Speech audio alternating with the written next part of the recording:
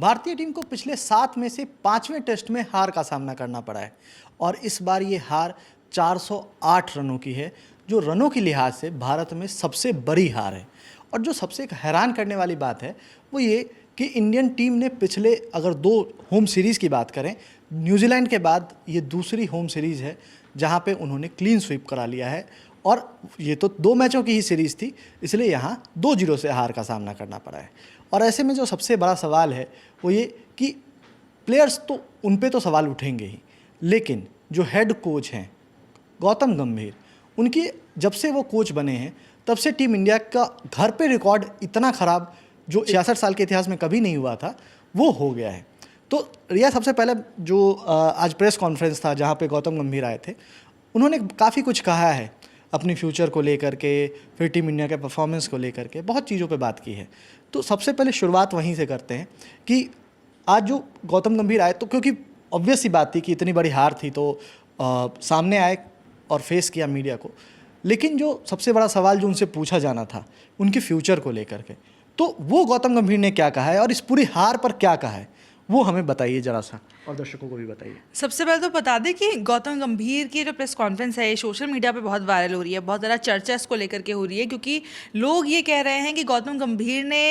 इस press conference में कहीं ना कहीं जो फैंस हैं उनको गैसलाइट करने की कोशिश की है, उनको ये बताने की कोशिश की है कि इसमें उनकी तरफ से तो कोई गलती नहीं थी। जो सबसे पहले सवाल आपने बोला, उनसे पूछा गया था कि वो टेस्ट में अब अपने भविष्य को किस तरीके से देखते हैं, तो गौतम गंभीर ने इसका जवाब देते हुए यही कहा कि ये BCCI का डिसीजन है, ये उनके हाथों में है कि वो क्या फैसला लेते हैं मेरे लिए या टेस्ट क्रिकेट में मेरे भविष्य को लेकर के, मैं कोच रहूँगा या मैं नहीं रहूँगा। उन्होंने यहाँ पर लेकिन बड़ी ही, आप कह सकते हैं चालाकी से कह लीजिए या बड़े ही स्लाइटली, उन्होंने अपने अचीवमेंट गिना दिए। इस बारे में जब उनसे उनके टेस्ट फ्यूचर पर सवाल किया जाता है तो उन्होंने T20 और वनडे की जो उनके अचीवमेंट्स है उसको सामने रखा। उन्होंने कहा क्योंकि मैं ऐसा खिलाड़ी हूँ जिसने, माफ़ कीजिएगा, मैं ऐसा कोच हूँ जिसने इंग्लैंड में रिजल्ट दिलाया, 2-2 से ड्रॉ कराया, मैं ऐसा कोच हूँ जिसने चैंपियंस ट्रॉफी भी जिताई और आपको एशिया कप भी जिताया, और ये BCCI तय करेगी कि मेरा फ्यूचर क्या होगा। तो कहीं ना कहीं वो ये दिखाना चाह रहे थे कि मैं रेड बॉल क्रिकेट में भले ही शायद आप लोग को लग रहा है सक्सेसफुल नहीं हूँ या मेरे ऊपर सवाल उठ रहे हैं, लेकिन मैं वाइट बॉल क्रिकेट में बड़ा हिट हूँ, देखिए मैंने आपको क्या क्या अचीव करके दिखाया। एक चीज़ और जो शायद इंग्लैंड के दौरे को लेकर के भी उन्होंने जिक्र किया है,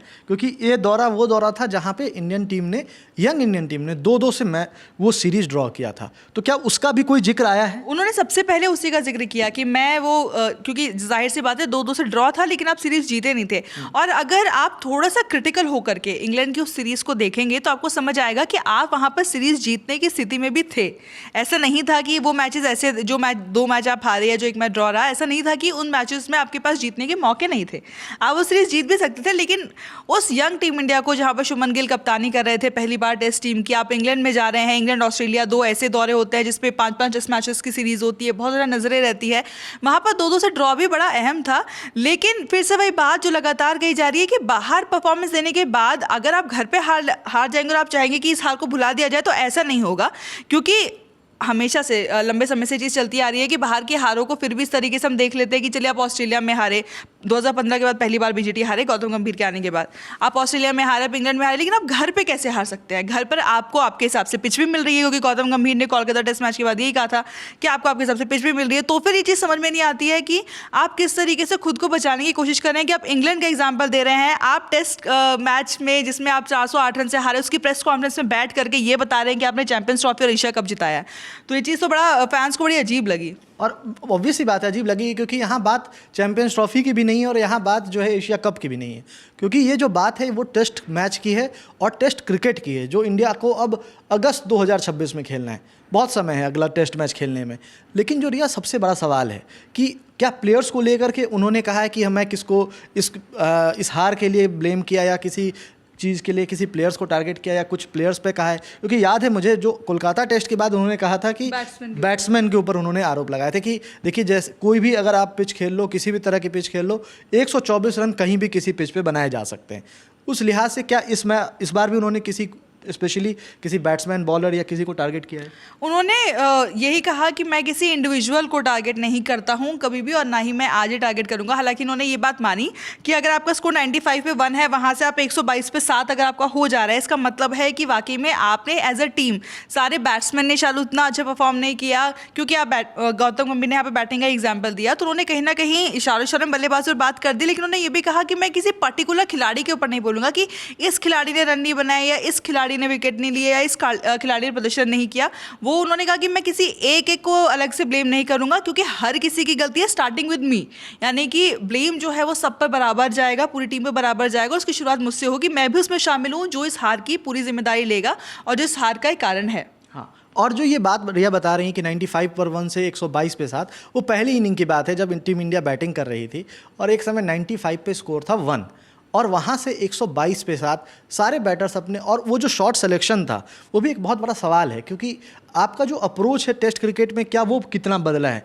और जो बातें आती हैं कि जब टेस्ट क्रिकेट की बात आती है तो आप एक चीज़ और जो क्या कुछ ऑलराउंडर्स को लेकर के भी सवाल आया है उनके प्रति, क्योंकि ऑलराउंडर का ऑब्सेशन उनके लिए एक शब्द जो सोशल मीडिया से लेकर के सब लोगों के मन में आ गया है। इवन एक्सपर्ट्स भी उस पर बात कर रहे थे। आप अगर कमेंट्री सुनते तो आपको ने भी सुना ही होगा कमेंट्री में कि किस तरह से सब लोग हैरान है कि आखिर ये ऑब्सेशन क्या है, और क्या उस पर भी सवाल कुछ उठे और उस पर उन्होंने क्या जवाब दिया है? उनसे डायरेक्टली इस तरीके से ऑलराउंडर ऑब्सेशन को लेकर के नहीं पूछा गया, लेकिन हाँ गंभीर से प्रेस कॉन्फ्रेंस पर ये जरूर पूछा गया कि आप टेस्ट क्रिकेट में और अपनी टीम में किस तरीके के खिलाड़ियों को चाहते हैं। यानी कि जब आप प्लेइंग 11 तय कर रहे हैं या फिर आप स्क्वाड तय कर रहे हैं, तो आप क्या चाहते हैं कि किस तरह के खिलाड़ी उसमें हो। तो गौतम गंभीर ने वहाँ बड़ी ही मतलब मुझे वो चीज़ थोड़ी अजीब लगी। उन्होंने कहा कि टेस्ट क्रिकेट खेलने के लिए आपको सबसे ज़्यादा फ्लैम्बॉयंट और सबसे ज़्यादा बड़ा और वैसे खिलाड़ियों की ज़रूरत नहीं होती है कि जो